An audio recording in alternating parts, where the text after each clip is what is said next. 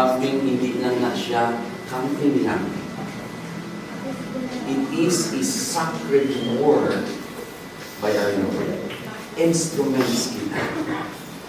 Every time nga may amuna nagkaratabo, just always remember, Satan is not happy to see sa mga young people nga nagapalapit sa Ginoo. That is why, to prepare leaders for the last days, young people need strong spiritual mentors who can guide them toward Christ amidst worldly challenges.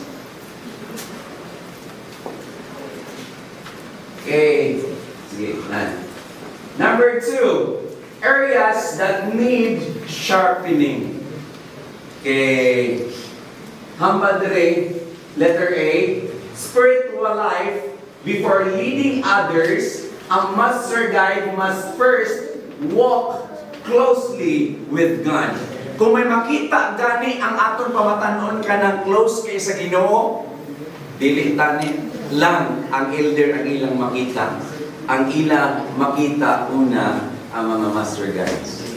Amen. Amen. Dapat master guide yun ang muna nila makita. Kung may kapanguna man dira sa buluhaton, kung tani master guide ang ila makita. You know what? Kung makita na nila, makita na sa mga young generations, sa atong mga pathfinders, ang iglesia malipayon gid. Ang iglesia mahimo gid nga fruitful.